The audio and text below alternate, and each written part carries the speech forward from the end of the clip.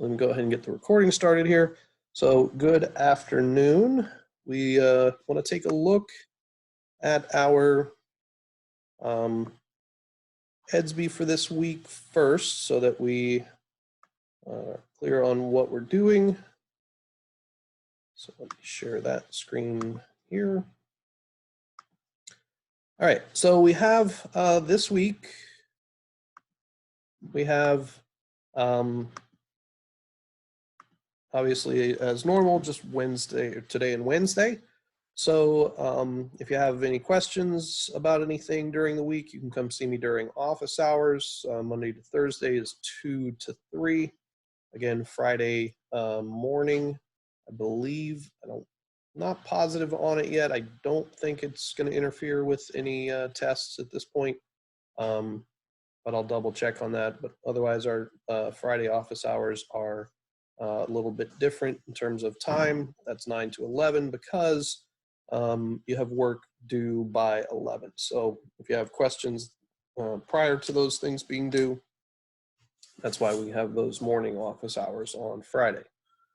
So what we're doing today is we're going to do some notes, all right? And it should take you to these when you click on the hyperlink, and you'll see it says Unit 3, Lesson 4. Well, that's partly because what we're looking at actually is a pre-algebra skill. So this is the pre-algebra Unit 3, Lesson 4, not an algebra. Because we have run out of algebra things to teach you so far this year. So since many of you are going on to geometry in high school, I thought that learning the Pythagorean Theorem would be a useful thing for you to have. So that's what we're going to work on this week.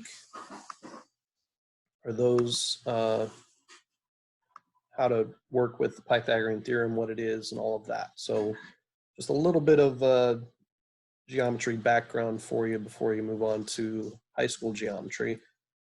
And for those of you going to IB programs or TEL or someplace that might be in Algebra 2, this won't be as useful for you, but it's certainly something you'll need to know at some point whenever you get to geometry after Algebra 2.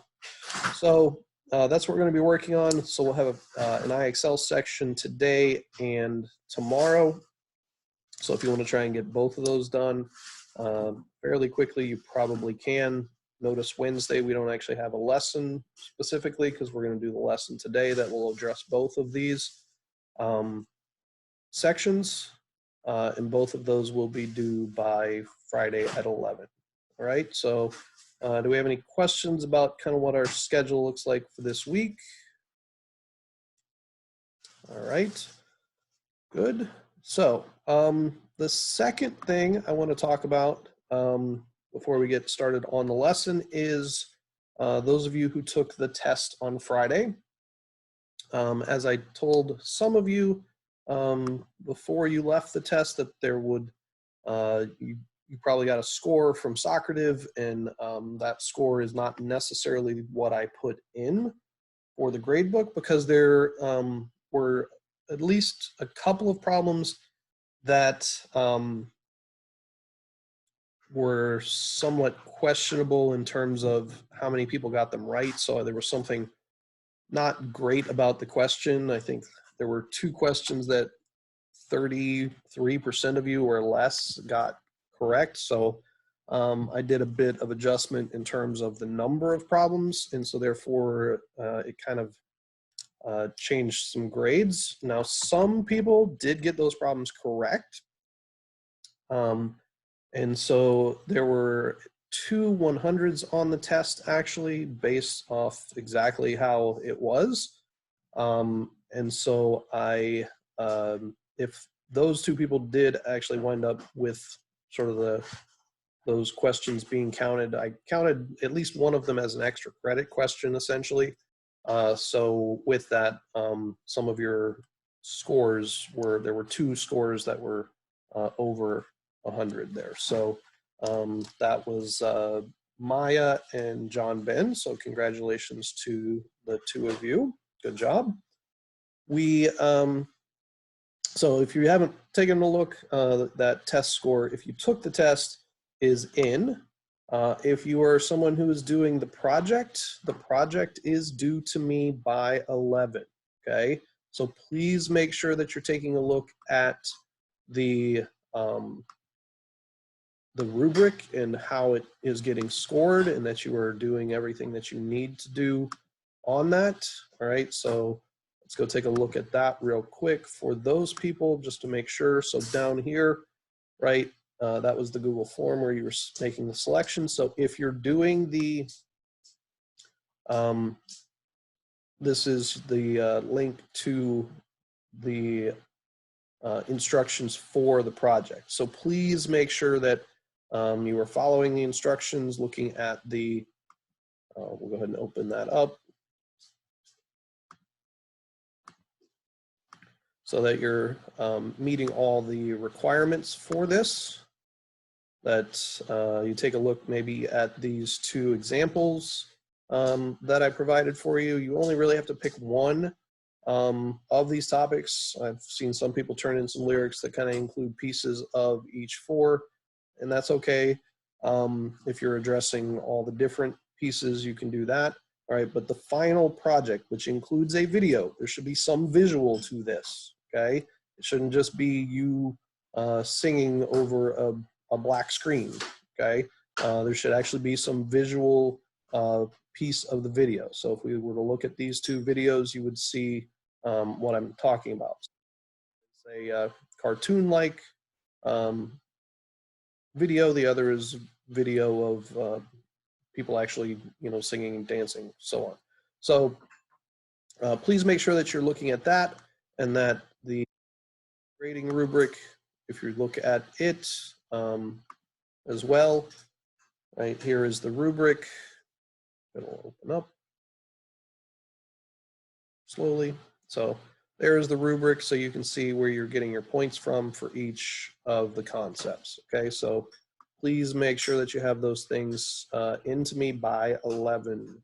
Okay, you can submit it to me through Edsby, whether it be a message, try and upload it, send it to me through an email as an attachment. Any of those things will work, okay? So please make sure with that you are getting that information to me. All right, let me get over here to, let's see, some questions. So 11 on Friday, all right, so the 22nd is when it's due, by 11 a.m. on the 22nd. Will bad singing be a grade down? No, not necessarily. The lyrics is really what I'm looking for, and some entertainment value. So if it's that bad, that's okay. All right, so let's see here. Let me get to, let's see, hand from Jaden, I believe. Let me go find Jaden here real quick. Somewhere's Jaden.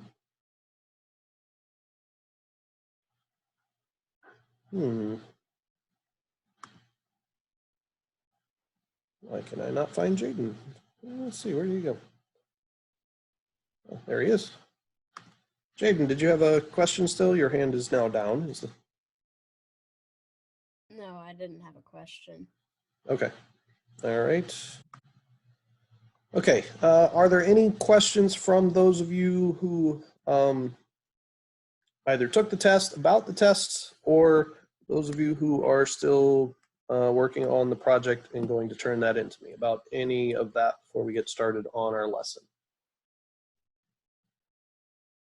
All right, so let's get into the lesson then.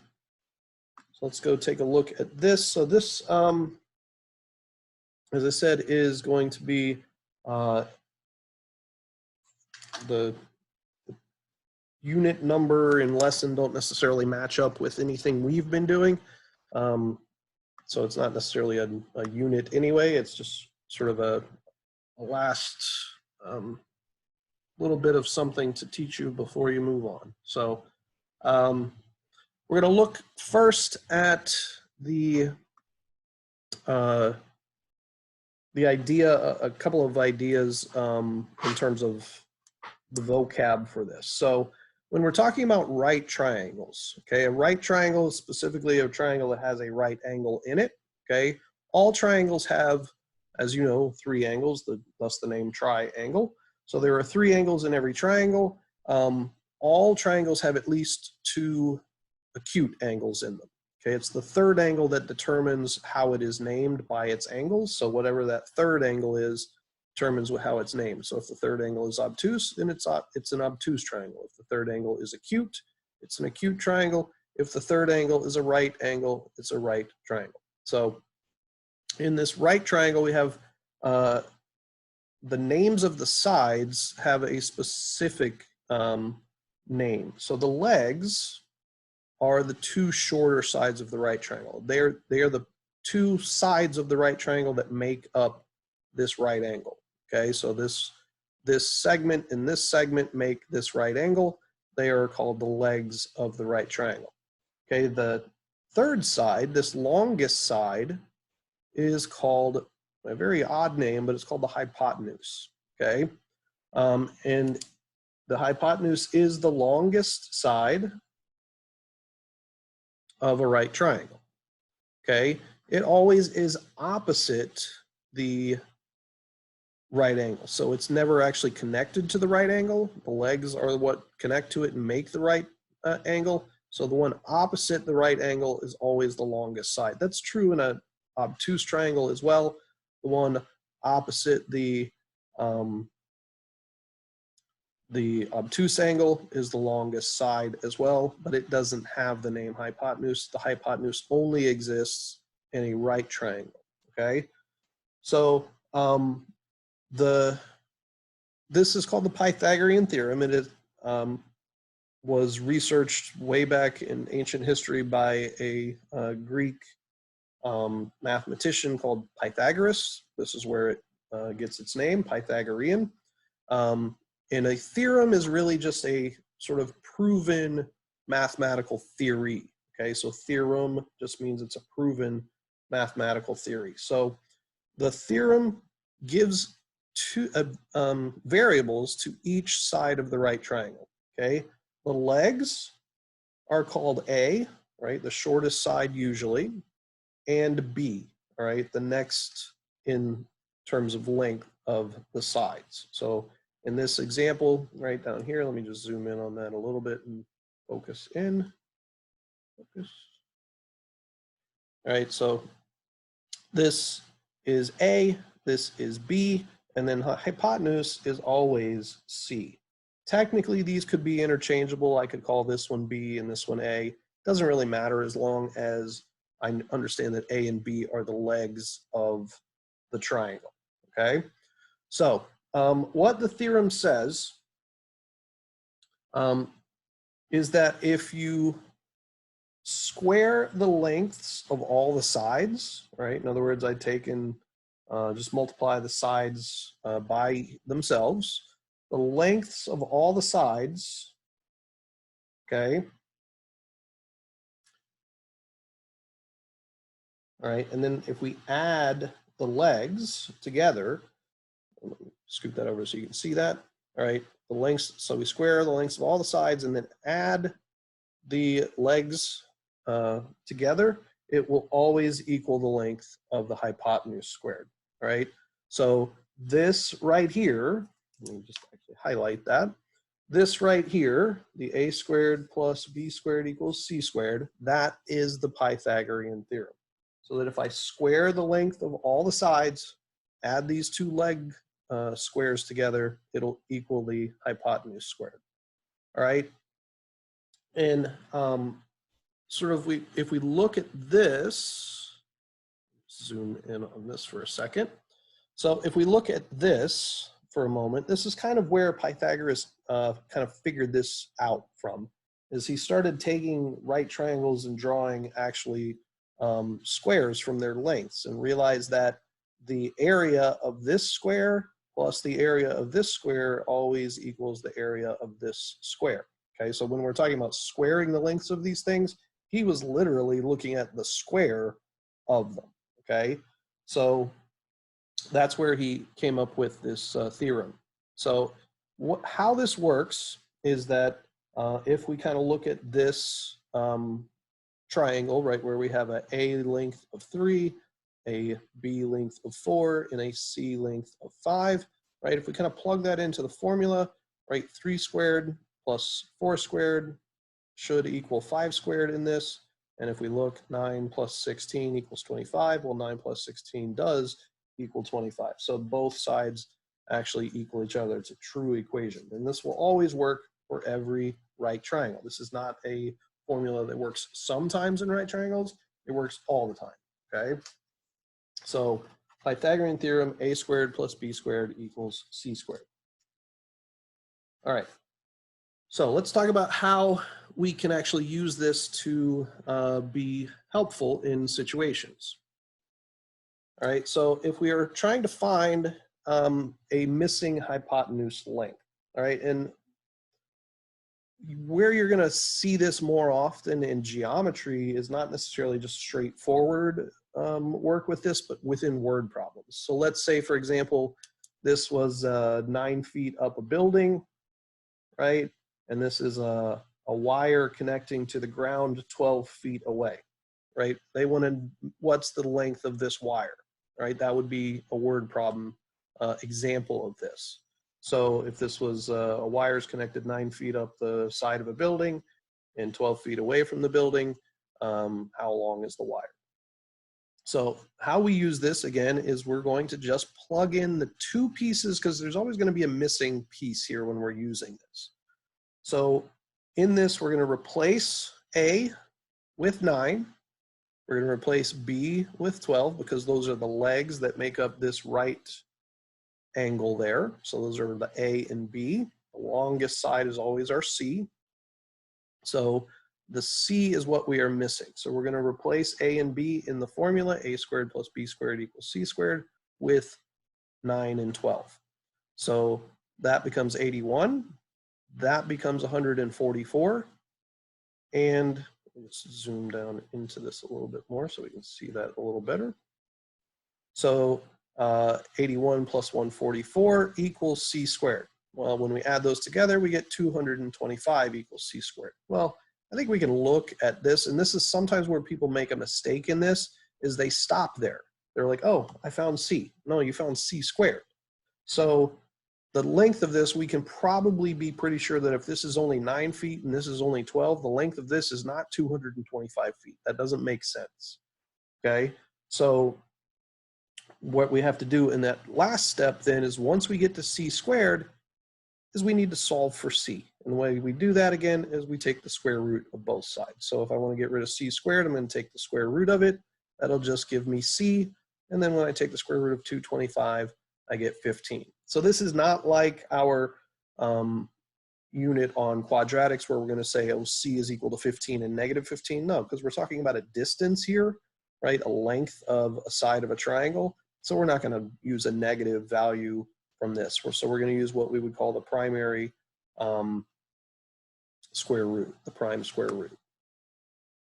All right, let's see.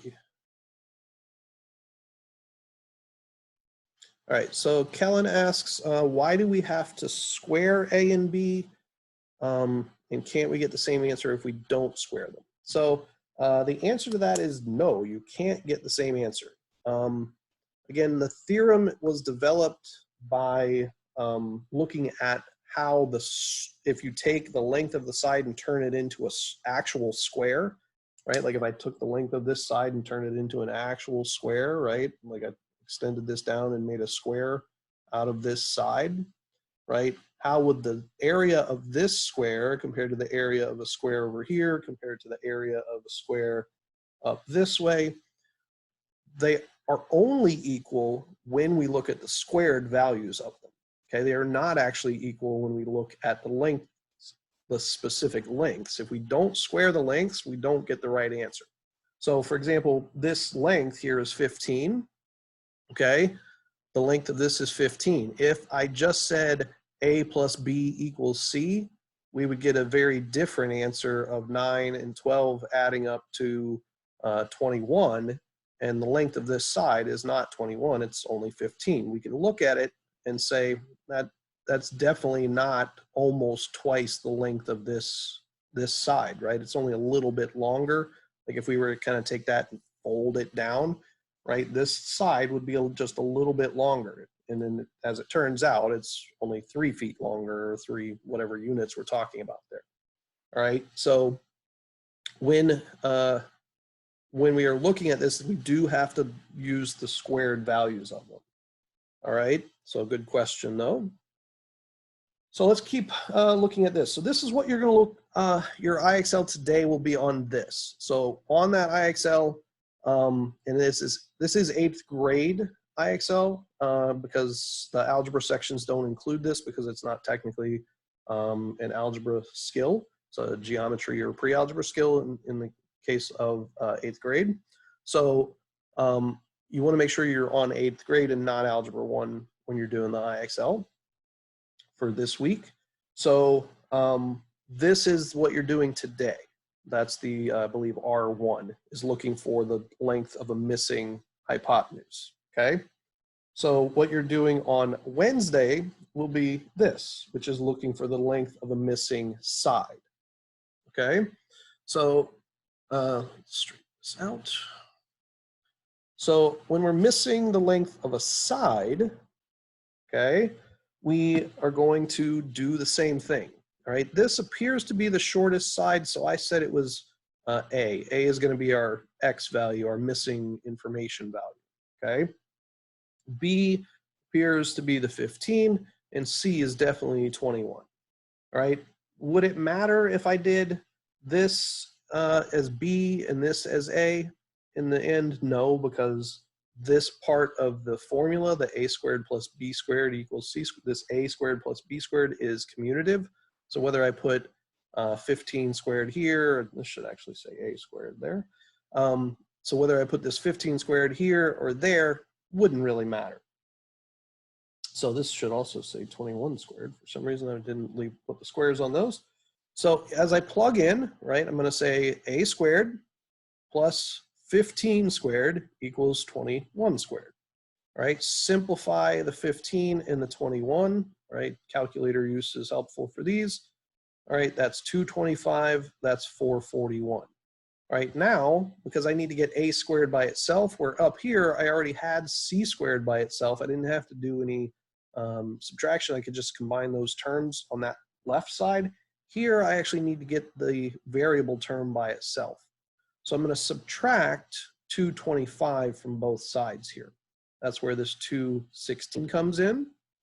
All right, and so we get a squared equals 216. Once again, don't stop here. This is not your answer. Okay, a lot of people will stop and say, oh, I'm done.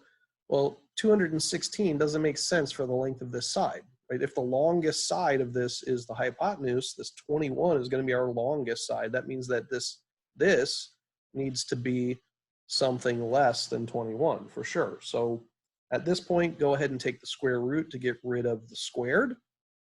We'll get the square root of this. This is not a perfect square, okay? My guess is when you have non-perfect squares on the IXL section, it's going to ask you to round to the nearest tenth or something like that. So just take the square root on your calculator to see what this is, and then it'll be an irrational number, so it'll actually go on for quite a ways, but I just rounded this so that A is approximately 14.7. When you get to geometry, my guess is because depending on the teacher and the specifics of the type of question, this again is an estimate of this length.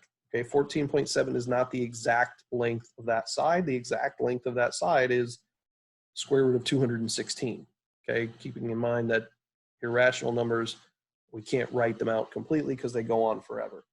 All right, so this 216 would square root of 216 a lot of times in high school geometry, they would just ask you to simplify this radical. If it simplifies, like if you have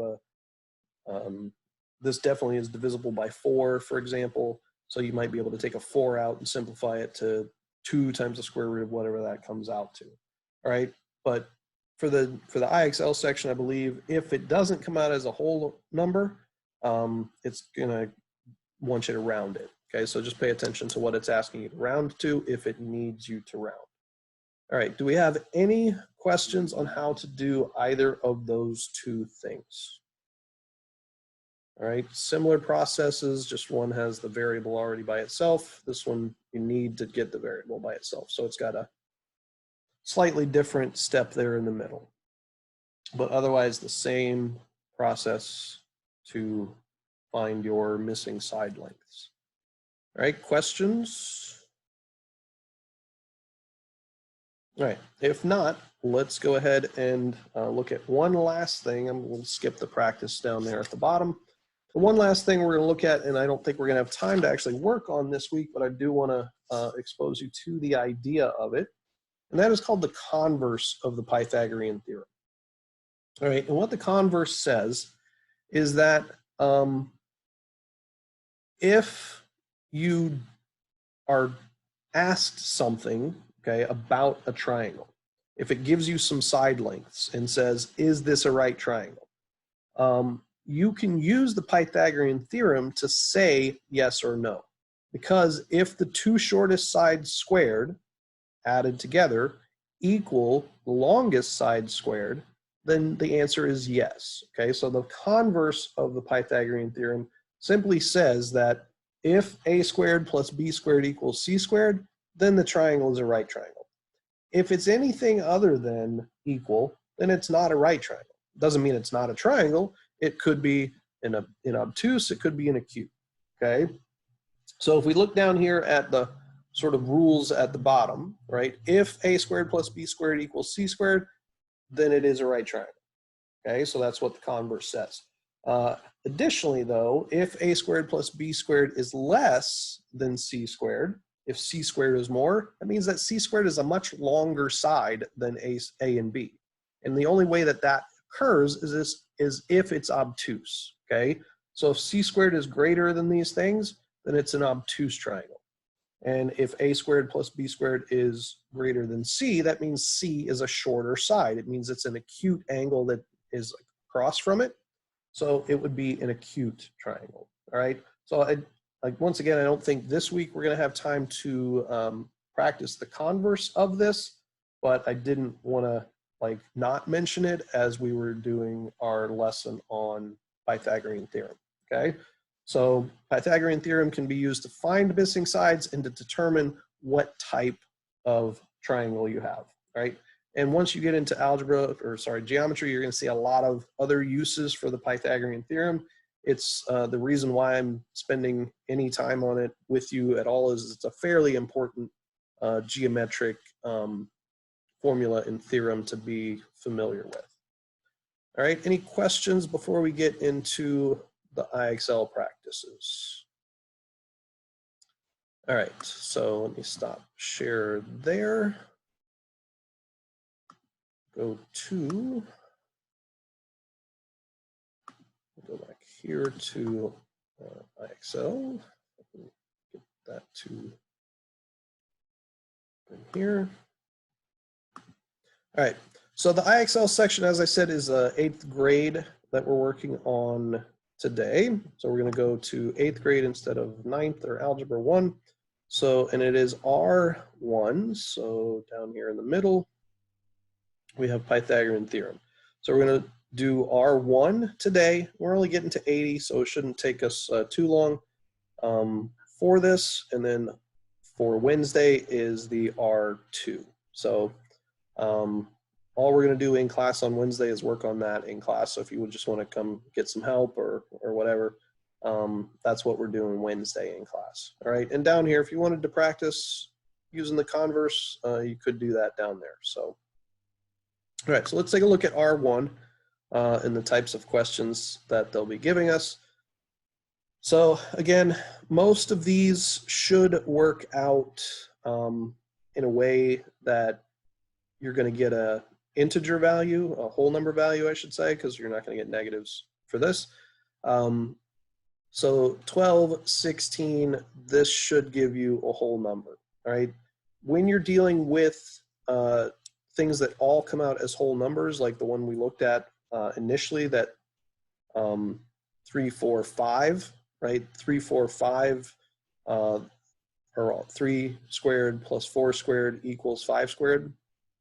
Those are what are called Pythagorean triples, meaning that with problems like this, all right, so let me point that out real quick. Okay. Oh, I want that. So notice this is a factor, or sorry, a multiple of 4, or sorry, multiple of 3. This is a multiple of 4. Both of these, this is 3 times 4. This is 4 times 4. Okay, so your answer over here is probably going to be the triple that goes along with it. That's 3, 4, 5. So this is going to be 5 times 4. I'm not expecting you to remember all of this. Just plug in 12 squared plus 16 squared equal to c squared and see what you get for c. You should get 20, I believe. So when you're doing these, all right, we're going to go ahead and break up into some smaller groups and work in rooms so you can kind of help each other out. If you're comfortable with it and just want to work by yourself, you're welcome to do that as well. All right, so 8th grade, R1, that's what we're working on, okay? So let me stop that, and then we'll just break up into some breakout rooms here. Let me see how many people are sticking around.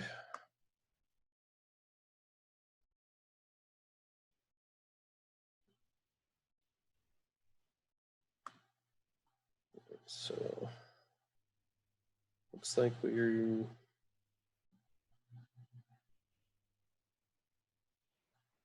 all right. So it looks like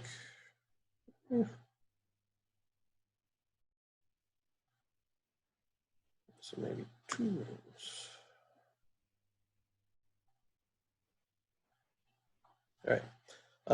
Actually, let's just do this. There are only 10 people left in here besides me, so we won't actually go to rooms. I will just change my setting here so that if you guys would like to share your screen, you can. And I will allow you to unmute yourselves. So if you've got questions, you can do that. All right, so there we should be set. So Elijah, you have a question, I assume?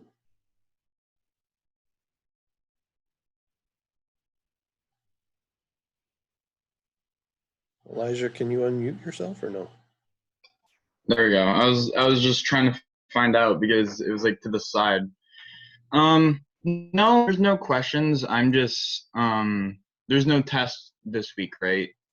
No. Okay. Yeah, the test from Friday was the last test. I don't even think I'm gonna have a quiz on this. So I don't know about next week because technically there's no Monday because of Memorial Day. And I don't think I'm gonna have any assignment on Wednesday either. So this week is probably our last week of work, I think. So Okay. Because I understand this like really much. Like I just can do it really quickly. okay. Because it's not that difficult. Like you don't have a whole page worth of work. You can just do one small equation. Yeah, it's fairly algebraic work for sure.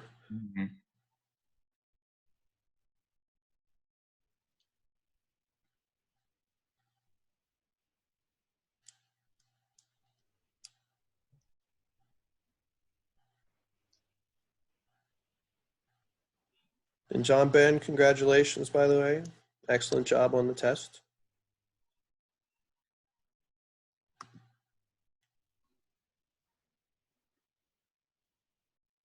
And Maddie and Saya, have you been brushing up on your singing?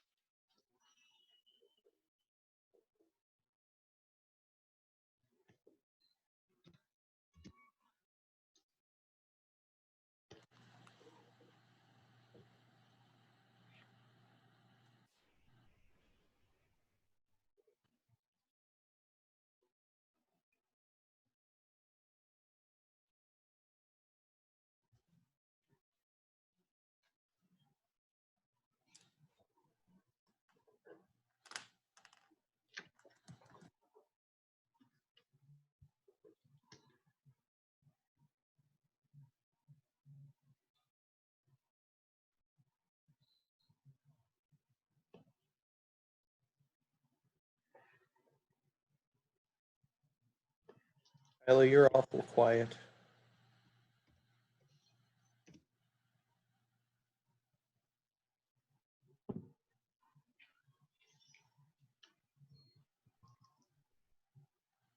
Me? Yes, you. I'm just a quiet person, Mr. Peters. Yeah, that's how I've always described you.